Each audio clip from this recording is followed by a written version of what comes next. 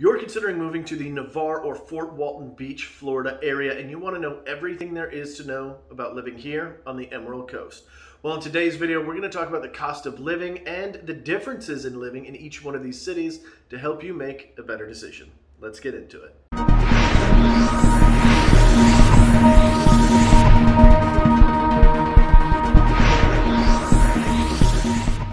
What is going on? It is Andrew with the Emerald Group. Today I am super excited. Listen, if you guys are trying to find out everything there is to know about the Fort Walton Beach, Navarre, the whole area, the whole Emerald Coast, you've come to the right channel. So make sure you click that subscribe button and tap that little bell so that you'll be notified every single time we do a new video. We get calls, texts, and emails all the time of people wanting to move here to the Emerald Coast, and we absolutely love every single one of them. Keep in mind, we are a real estate company first, so if you do have any questions or you're thinking about moving to this area, go ahead and shoot us a call, give us a text, send us an email, carrier pigeon, smoke signal, whatever you want. We've got your back when it comes to moving here to the Emerald Coast.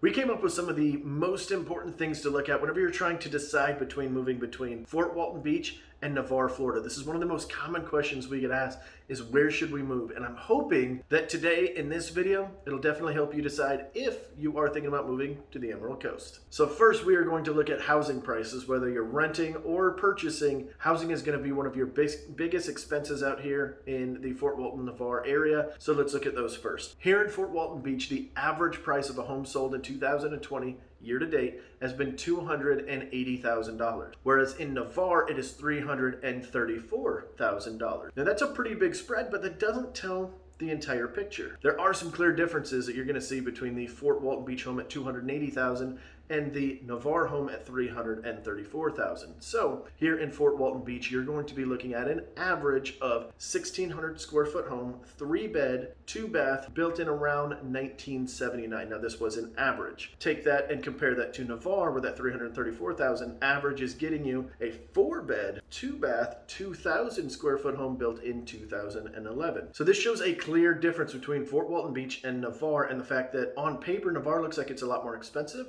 when in reality you're just getting a lot more bang for your buck. So you're getting a bigger home both in bedrooms and square footage, as well as a newer home in most cases, and often a bigger lot. And that actually got me thinking. Comment down below, would you find it interesting if we were to take the same priced home in both cities and did a little showcase of like, hey, what $350,000 buys you in Fort Walton versus Navarre versus Niceville versus Destin, etc., etc. I think that would be a pretty cool video, but comment down below and let me know. Now back to housing prices. Maybe you are not purchasing. Now you might not be purchasing right when you get here. Maybe you are renting. Maybe you're a renter for life, or maybe you just want to rent until you get to know the area. Well, let's talk about some of the rental prices. Now, Fort Walton Beach, a 3-bedroom rental is going to be around $1,750, and a 4-bedroom rental will be around $2,100. Whereas in Navarre, you're looking at a 3-bedroom will be around that $1,600 per month, and a 4-bedroom will be around $2,050 per month.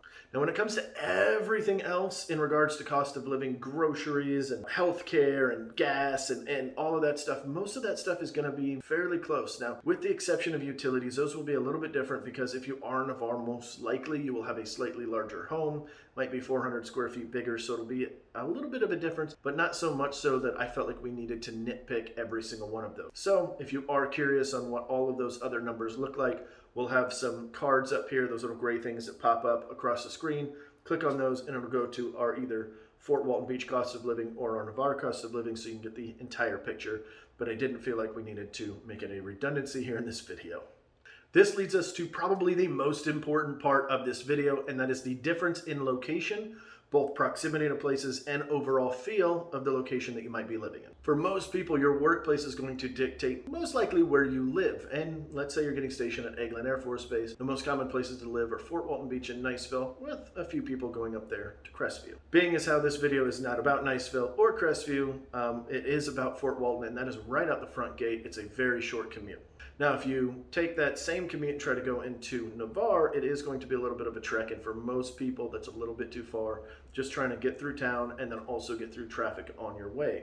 If you're traveling during peak hours, it's going to be a pretty hefty commute. Now, if you're going to be stationed at Hurlburt Field, you've got a couple of options. Both Navarre and Fort Walton are very, very good options, where Fort Walton is right out the east gate or back gate of Hurlburt Field. You're already right in town. It is just a very short commute into Navarre. In fact, it's typically about a 15-minute drive to Navarre, pending no crazy traffic. Even during peak hours, it's generally not going to exceed 25 or 30 minutes, depending on how deep in Navarre you need to go. Now, for anybody that wants to work or commute into Pensacola regularly, your best bet is by far going to be Navarre. You try to commute from Fort Walton Beach all the way into Pensacola, it is a pretty hefty trek, but going from Navarre to Pensacola isn't that bad. Your commute from Navarre to Pensacola Beach will only be approximately 30 minutes, whereas your commute from Navarre all the way into Pensacola, maybe you're trying to go downtown or into the historic area, is going to be about 45 minutes currently, but that's not normally the case. Our bridge is down, the one that leads from Navarre, or Gulf Breeze technically, into Pensacola is down, so we're having to take the long way around as the map shows. So right now it's 45 minutes, but it's typically only about 30 to 35 minutes. And for people moving here to this area that want to spend a little bit more time in Destin and the shops and everything there is to do up there, right in the heart of Fort Walton, all the way to Destin only takes about 15 minutes. And when it comes to the beach, because I know that's a huge question for everybody, either city is just fine. Navarre has its own beach called, well, Navarre Beach, and then you've got Okaloosa Island for Fort Walton, which either one, no matter where you're living at in the city, is a fairly short trek. So I think that's kind of a wash. It just kind of depends on which beach you like better. The overall feel of each city is completely different. Take Fort Walton Beach, for instance. Everything is a little bit closer together. That means smaller lots, smaller homes. The businesses are a little bit closer together, but that has its advantage, meaning, you know, if you go out to grab dinner, it's very quick. You're there, you eat, you're back. You know, you want to go grab groceries, it's very quick. Whereas in Navarre, things are a little bit more spread out. Lots are a little bit bigger, businesses are spread out just a little bit further, meaning that trip to the grocery store might not be as quick. But that also means that you're not right on top of your neighbor. You've got a little bit of space and a little bit more open feel. Either one is perfectly fine, just depends on your lifestyle and what you're looking for. Well, I'm hoping that if you are relocating to this area that this video helped at least a little bit. If it did, please hit that like button. And if you are moving to the area and you need any help, let us know. Call, text, email, whatever you need to do. And well, we'll see you next week. See ya.